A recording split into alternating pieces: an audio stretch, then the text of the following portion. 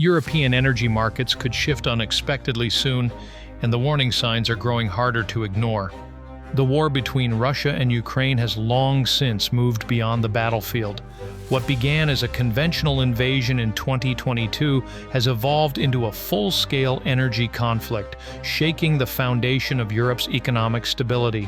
From natural gas supply disruptions to strategic oil rerouting, the war is reshaping how Europe heats its homes, powers its industries, and secures its energy independence.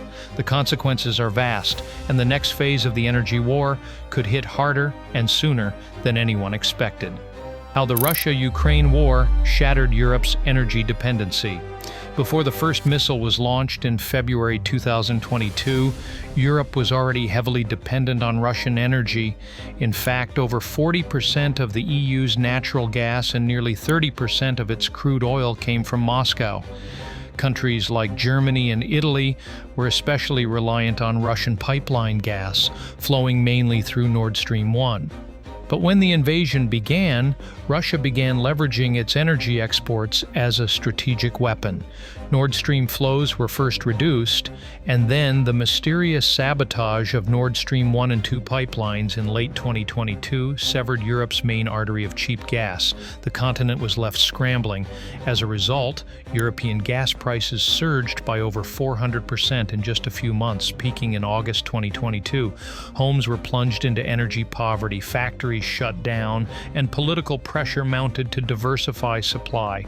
What was once a stable, cost-effective supply system was suddenly an economic time bomb. The Russia-Ukraine war didn't just cause a humanitarian crisis, it lit a fuse under Europe's entire energy model. Europe's LNG rush, a pricey pivot to security.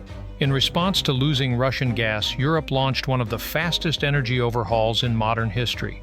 The EU turned to LNG, liquefied natural gas, as its emergency solution. Countries scrambled to buy LNG from the US, Qatar, Norway, and even Nigeria. Germany, for example, built its first LNG terminal in just 194 days, a project that would typically take years. Other terminals popped up in Poland, the Netherlands, and Finland. However, this transition came at a steep price. LNG is 2 to 3 times more expensive than piped gas, especially during high-demand seasons.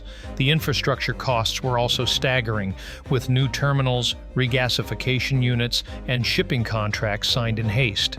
And while LNG did keep the lights on during the winter of 2022-2023, it also introduced new vulnerabilities, from shipping disruptions in the Red Sea to fierce bidding wars with Asian countries like Japan and South Korea.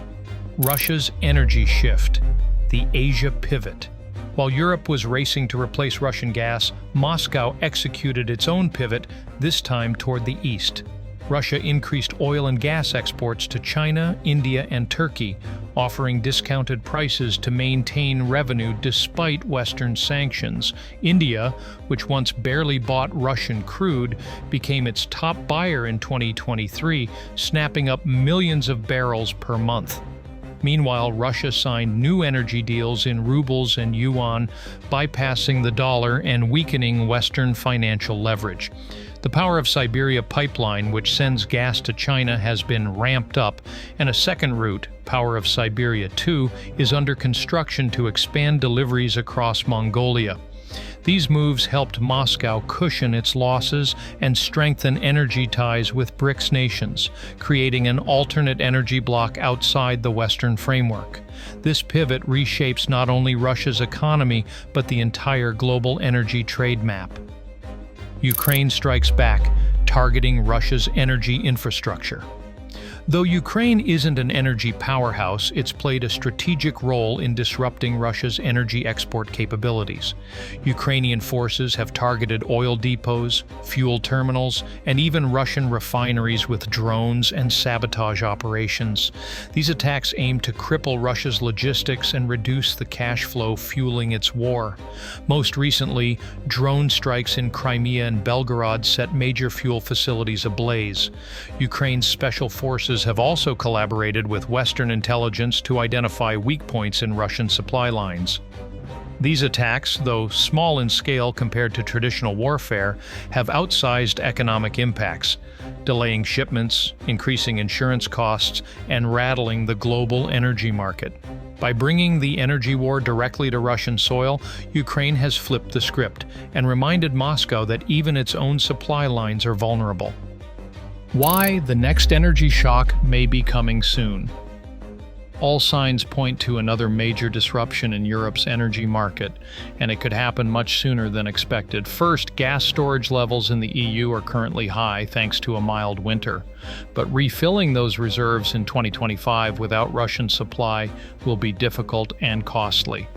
Second, Middle East tensions, especially involving Iran and the Red Sea shipping lanes, threaten key LNG transport routes. Third, if Ukraine continues or escalates its attacks on Russian oil terminals, Russia could retaliate by hitting European infrastructure, either physically or through cyber attacks.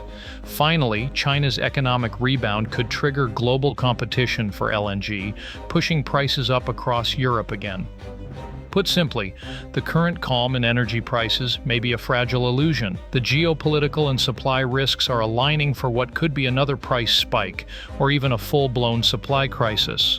By late 2025, NATO and US step in, energy security becomes defense policy.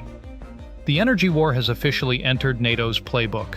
Cyber attacks on pipelines, sabotage of undersea cables, and drone threats to LNG terminals are now considered national security risks. In fact, recent NATO exercises have included scenarios of simultaneous attacks on critical infrastructure, including gas terminals and electric grids. Meanwhile, the US has overtaken Russia as Europe's top gas supplier, exporting record amounts of LNG. Washington sees this not just as economic leverage, but as a strategic weapon in its broader confrontation with Moscow. Energy is no longer just a market, it's a battlefield, and every pipeline, tanker, and terminal is now a potential front line. The future of Europe's energy independence. Looking ahead, the EU is doubling down on energy independence and green technologies. Billions are being invested in offshore wind farms, green hydrogen, and nuclear energy.